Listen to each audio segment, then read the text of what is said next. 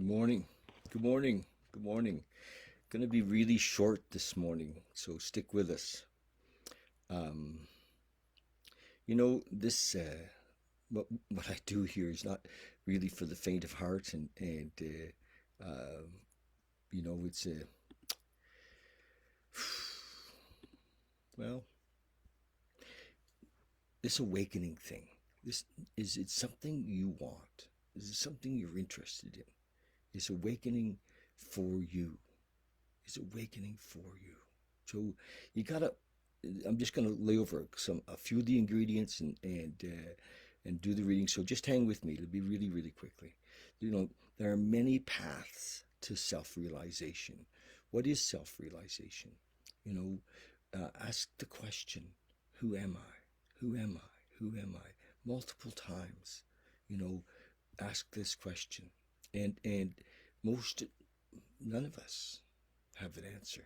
We have a story, we have an illusion, we have a theory, but we really don't know until we've awakened. And then it's like, oh my God, there it is. So there are many paths, especially in the beginning, to this awakening. But eventually they all kind of, it's like the analogy of climbing the mountain. As we get closer to the top, the paths all come together, you know. And at the very end, if you will, there's no path. We're there, and it becomes a bit of a leap of faith at the end. It's like, oh my gosh, and what's necessary, or well, desire, of course.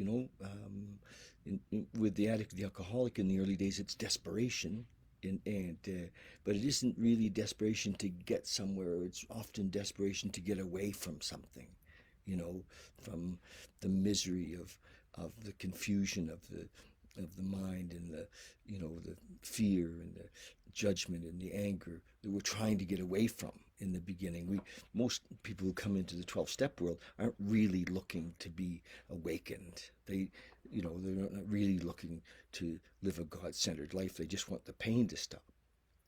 But eventually, if you're around long enough, you really realize that, holy gosh, these people are living happy, joyous, and free, and many of us are living happy, joyous, and free. We're like, and we're living, if you will, in a God consciousness, and it's possible, and it continues to develop and grow. And no matter where we are in the cycle, it continues to develop and grow. So if you want this, some ingredients are really important. Honesty, so we get to look at ourselves moment to moment, and all the paths teach us awareness, consciousness, self-awareness, and to see ourselves. And whether, there's many teachings, whether it's a Hindu teaching, or whether all of the essence of every path, the Christian teaching even, is about awareness and consciousness. And, Jesus said, I and my Father are one, and then he said in his prayer, our Father. And he said, all that I can do, you can do, and more. All of those things were there. The clues were there for us. And it was only from an old religious belief that told us that we had to somehow, that we were separate from. We're not. The realization is that we're not.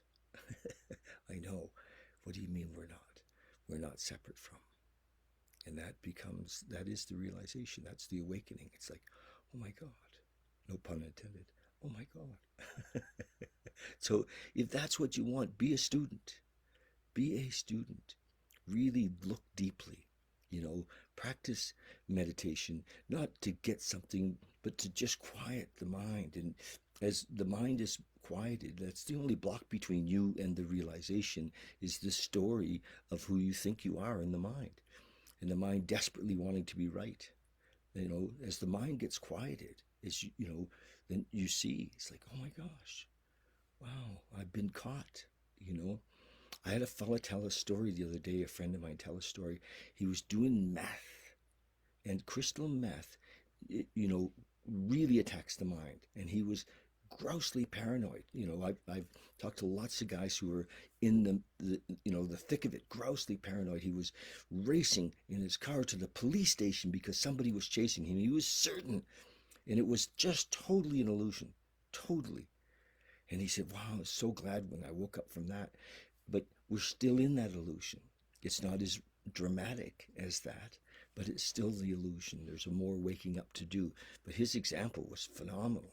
That he woke up from and realized that, hi Jennifer, that he was, had been caught up in this illusion. So waking up. I wrote a little thing this morning. Let's see what I wrote. Is awakening a priority for you? Won't happen if you don't look. Be a student. There's so many paths to self-realization. As you ascend, you'll begin to see that although there may be many beginnings, they all lead to the same end. Some paths may not take you all the way. Be prepared to let go of what seemed like the way yesterday for the new, often simpler way today. Ultimately, all ways disappear, and the last few steps seem to be in total darkness or total unknown. Trust and say yes. Leave the old self behind and become free. So, it can't be, in my experience, for a kind of a side dish. It really needs to be a focus. And many people want to have spirituality so they can kind of be better in the illusion. They can, work better and still believe the old story. And we have to surrender it all. And it's interesting who we are. It's not who we become, it's who we are. That, happy, joyous, and free is, the possibility. And beyond that, way beyond. So I'm encouraging you to be, I don't want to say be serious about this, but, give it some effort. And, be with people who are like-minded. I'm tempted again. Well, I'm not tempted again. I'm going to do it. We're going to start our Monday nights again. And so that we can be with people who are like-minded, people who really do want to, more than just have a social group, not just so that we have a social group, but that really want to awaken, that are, yeah, is that what you want? Do you want to be free? Anybody interested in freedom? And it, anyway, that's the story. So, love you guys. I'm still reading here from the daily 24-hour day book, and which is focused really on helping people in the early days of recovery. And I love this little book. What day is it? My gosh, is it the 24th? It is the 24th. Yes. Okay, we're going to read the 24th of January, this little book. All of these, there's so many clues. And when it starts to fall together, it's like, oh my gosh. You start just, when it falls together, you see how it's always been there. It's amazing. It really is. They've been trying to tell us, people who have awakened, are all around saying, hey, wake up, wake up. And I've been listening a lot to and really enjoying Muji, because he's so simple, his awakening. And I recognize that, ego will try to tell me that, oh, this is far enough. This is far enough. You got a great view from here. This is far enough. And I'm really, I guess, committed to going as far as possible into this awakened field as I can in this lifetime, and my prayer is always, to be of service and to guide me and strengthen me and allow me to see the full mosaic, show me the whole picture. That's my prayer. And prayer is amazing, very powerful. That's right, prayer is very powerful. Okay, the 24th. An alcoholic who is living in a blind alley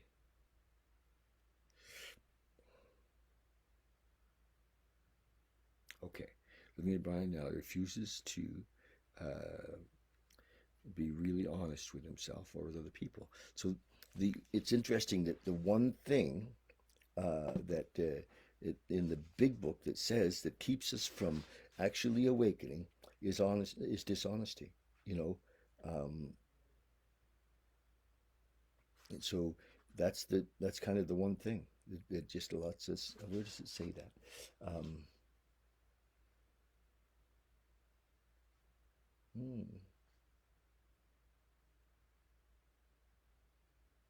Oh, yeah, we're constitutionally incapable of being honest with ourselves. That's the only thing that will keep us from, you know, if we're really, really serious about awakening, if we're constitutionally incapable of being honest with ourselves. And I think I, I see that a lot, but it does melt.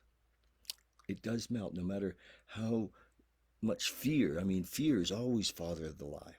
Fear is always the father of the lie. And as the fear melts away, as love melts away the fear, and that's what's beautiful about the 12-step program is you're surrounded by love. We surround you. We often in AA will say, and people will say, "Let us love you until you can love yourself." And so you're surrounded by love, and it melts away fear, and fear disappears. It's eaten up by love, and then honesty comes. If we're constitutionally incapable of being honest with ourselves, it says it's pretty hard for us to get it. But okay, where we go. He's running away from life and won't face things as they are. He won't give up his resentments. He's too sensitive and too easily hurt. He refuses to try to be unselfish. He still wants everything for himself, and no matter how disastrous experience he's had with drinking, he still often he will still does it over and over again. There's only one way to get out of that blind alley way of living, and that's to change your thinking. Yes, you know, but we cannot change our thinking on our own. We have to have a spiritual experience. You know, over and over again, it says that we can't. It's a we seek ye first the kingdom of heaven. You know, so often in the world, um, you know, therapy is telling us we're going to fix the thinking, and it may do it to a certain degree, and you may have a measure of contentment. But you know, if you seek ye first the kingdom of heaven, not a religion. I'm not talking about religion. I'm talking about make it complicated. Just go inside and listen, and you know, be still. Just be still. Be quiet. That's meditation. Hear the quietness. Meditation for the day. I know, he says, that the vision and power which I receive from God are limitless, yes, as far as spiritual things are concerned. But in temporal and material things, I must submit to limitations. I know that I cannot see the road ahead. That's true. I must go just one step at a time because God does not grant me a longer view. I am in uncharted waters, limited by my temporal and spatial life, but unlimited in my spiritual life. So there's truth in that, but we come to rely on intuition. We come to rely on the voice of, you know, in one of the things in the book is it gives us concepts of God, and in the 12-step book, and I love God, the God the employer. It's like great. It's just so simple for me. And on page 63 of the big book, if you haven't got one, get a big book. It's amazing text, it really is. Prayer for the day. I pray that in spite of my material limitations, I may follow God's way. I pray that I may learn that trying to do His will is perfect freedom. Yes, that doing God's will is perfect freedom. Yes. Honestly. Beautiful. Okay, you guys, freedom. Freedom is the goal, right? And freedom is an inside job. So here we are, Sunday morning. Beautiful. I'm going to do a little meditation. Let's meditate. Let's meditate.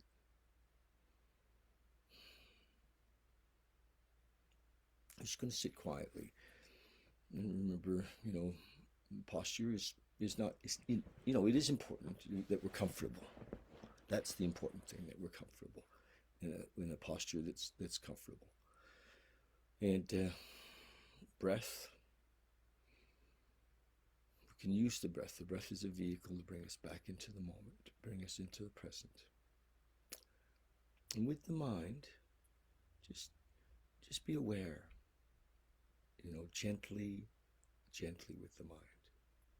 Just be aware that we can let it go. We can gently be disconnected or not attached to thought. Just gently remove attachments to thought. So here we are in the breath.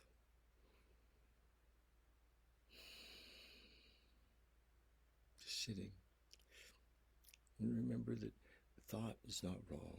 Thought is not bad. Thought is what the mind does. And you can watch it. You don't have to be a part of it. Just watch it. You are not your thoughts. You are not your thoughts.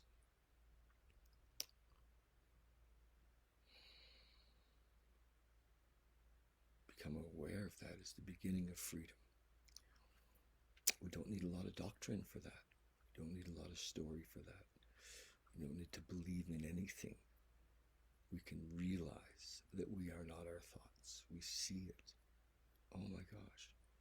Thought has legs of its own. When we recognize that we're not our thoughts, we can just let go of attachment. And one of the best ways to do that is come back to the breath, gently.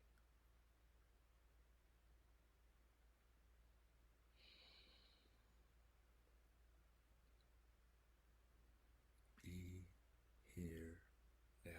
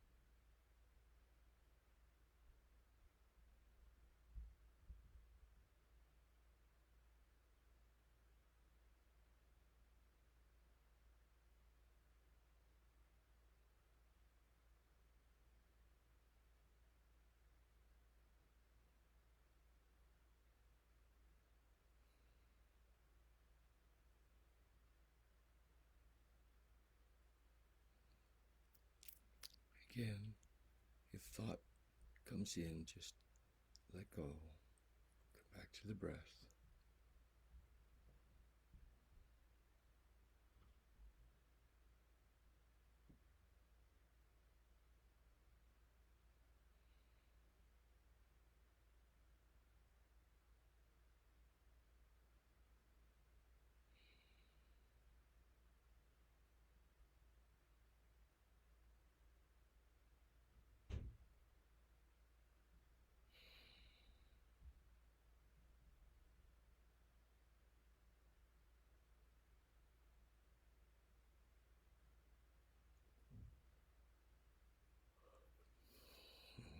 Okay.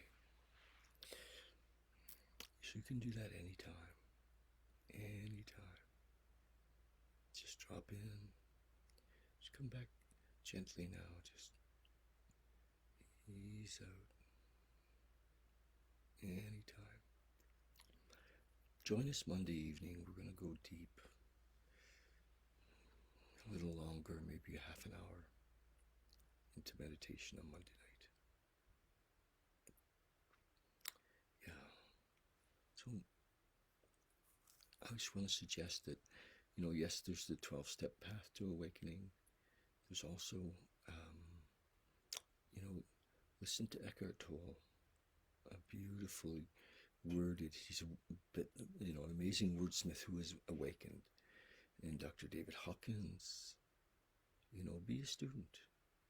Muji, Ramdas, what if you spent 2 hours a day listening, awakening? And there's, our vibration goes up. Our world changes. We know peace. We discover how we can be successful in life because we're not caught in worry and fear. We're free. We're not making up stories in our mind. Okay. Love you guys. Hopefully see you Monday night.